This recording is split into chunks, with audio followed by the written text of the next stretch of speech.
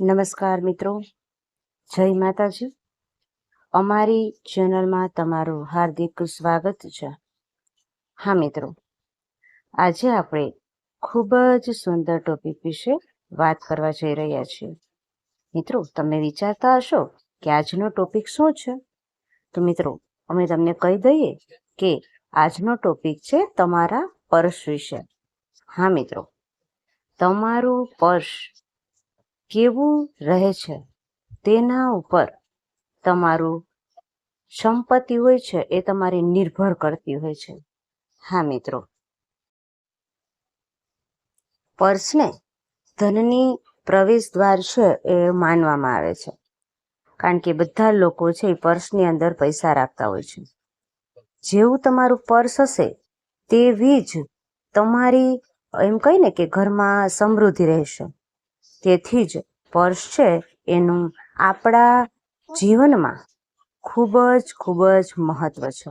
હા મિત્રો, જેમ કે ઘર હોય છે તેમાં સભ્યો હોય છે, તેવી જ રીતે પર્સ હોય છે એ પણ અમારી એટલે કે આપણા બધાની ઉન્નતિ માટે મહત્વનું માનવામાં આવે છે. મિત્રો, હવે આપણે વાત કરીશું કે પર્સમાં તમારે એવી કઈ વસ્તુ મૂકવાની છે તો તમારા ઘરમાં ધનની દેવી લક્ષ્મીનું આગમન થાય. હા મિત્રો, આ એક સચોટ ઉપાય છે. પર્સની અંદર આ વસ્તુ રાખવાથી તમારા પર્સમાં પૈસા કાયમ માટે ટકેલા જ રહેશે. તો ચાલો મિત્રો, આપણે જાણીએ ઉપાય નંબર 1. 1 રૂપિયો લો અને તેના બદલે સામાન રકમ પરત આપો, પણ તેની થેલીમાંથી 1 રૂપિયાનો સિક્કો છે એ તમારે લઈ તેને કપડામાં લપેટી અને પર્સ કે તિજોરી હોય એમાં તમારે રાખી દેવાનો છે. આમ કરવાથી ધનની આવક છે એ વધવા લાગશે. હા મિત્રો, બીજો ઉપાય જોઈએ. પર્સમાં 1 પીપળાનું પાન રાખવાનું છે. શાસ્ત્ર અનુસાર પીપળાના પાનમાં લક્ષ્મીજી બિરાજમાન હોય છે. મિત્રો, ભગવાન વિષ્ણુનું એમાં વસવાટ હોય છે. હા મિત્રો, આથી તમારે શું કરવાનું છે તો કે શુક્રવારે સવારે 10 વાગે લક્ષ્મીજી છે એ પીપળા ઉપર બિરાજમાન થાય છે, ત્યારે પીપળાના વૃક્ષને તમારે દીવો કરવાનો છે અને 1 પાન તોડી લેવાનું છે અને પછી ગંગાજળથી પાનને ધોઈ નાખવાનું છે. પાન ધોયા બાદ તેમાં ચંદનથી સ્વસ્તિક બનાવવાનું છે, એટલે કે સાથિયો કરવાનો છે, અને પછી કાગળમાં લપેટી અને એ છે ને પર્સમાં રાખી દેવાનું છે. આથી લક્ષ્મીની કૃપા હંમેશા તમારી ઉપર બની રહેશે. હા મિત્રો, હવે આપણે વાત કરીએ નંબર 3ની. પર્સમાં અનાવશ્યક વસ્તુઓ ન રાખવી. એટલે કે શું? તો કે તમારી પાસે જૂની ટિકિટ હોય, વપરાયેલા કાર્ડ હોય, પછી અમુક રદીઓ હોય વગેરે છે એ પર્સમાં ન રાખવું, એને અલગ રાખવા. કારણ કે આ વસ્તુઓથી શું થાય છે તો કે નાણાંનો પ્રવાહ છે ને, તમારો જે પૈસાનો પ્રવાહ છે ને એ અટકી જાય છે, એના સ્ત્રોત બધા અટકી જાય છે. ચોથું જોઈએ, પર્સમાં ચોખા રાખવા.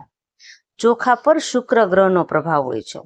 હા મિત્રો, માતા લક્ષ્મીની પૂજા પછી 21 ચોખાના દાણા, ખાસ યાદ રાખજો મિત્રો, 21 ચોખાના દાણા કાગળમાં તમારે બાંધી લેવાના છે અને પછી પર્સમાં રાખવાના છે. આનાથી નાણાકીય સ્થિતિ તમારી ખૂબ જ મજબૂત બનશે. હા મિત્રો, જેના પાકીટમાં પૈસા ટકતા જ નથી આ ઉપાય કરી શકે છે. પછી અશ્લીલ સામગ્રી અને અજાણ્યા લોકોના ફોટા આપણા પાકીટમાં ન રાખવા જોઈએ. તો માતા પિતા અને પોતાની તસવીર રાખવી, બીજાના નહીં રાખવાના, પણ મમ્મી પપ્પા હોય અને આપણી તસવીર તમે રાખી શકો છો. પછી 6 નંબર જોઈએ મિત્રો. પર્સમાં તમારે ખાસ કરીને ગોમતી ચક્ર, શ્રીયંત્ર, કોડીઓ, કમલગટ્ટા આવું તમે રાખી શકો છો. આ બધું જ લક્ષ્મીજીને પ્રિય છે અને સમૃદ્ધિ પણ લઈને આવશે.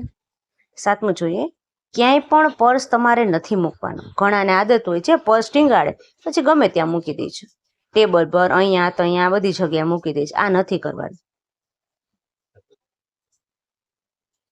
જો તમે ખિસ્સામાં ન રાખી શકતા હોય ને તો ભગવાનના સ્થાન પાસે રાખી દો. ઘણાની આદત હોય ને, તમે જો ખિસ્સામાં ન રાખી શકતા હોય તો ભગવાનના મંદિર પાસે રાખી દેવાનું. ગુરુજીની તસવીર પણ તમારે પર્સમાં રાખવાની છે. આથી ગુરુજી છે એની કૃપા તમારી ઉપર હંમેશા બનેલી રહે. પછી કાચબાનું ચિત્ર. આ મિત્રો ખાસ યાદ રાખજો, કાચબાનું ચિત્ર તમારે પર્સમાં રાખવાનું છે. આમ કરવાથી તમારા ઘરમાં અથવા તમારા પાસે ધન ટકી રહેશે. 10મું જોઈએ બીલીપત્ર. બીલીપત્ર પણ તમે પર્સમાં રાખી શકો છો.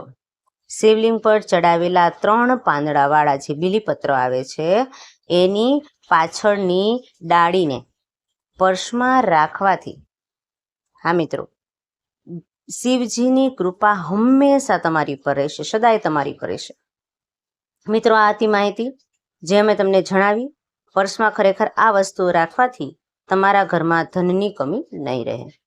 મિત્રો, જો તમને આ ઉપાય કરો છો અને એનો ફાયદો થાય તો મને કોમેન્ટ સેક્શનમાં જણાવજો. અને જો આ માહિતી તમને ગમી હોય તો વિડીયોને લાઇક કરજો અને કોમેન્ટ કરજો અને શેર કરવાનું તો બિલકુલ ન ભૂલતા. હા મિત્રો, હવે મળીશું નવા વિડીયોમાં અને અમારી યુટ્યુબ ચેનલને સબસ્ક્રાઈબ પણ કરી લેજો.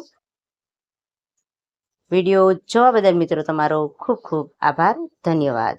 હવે મળીશું નવા વિડીયોમાં.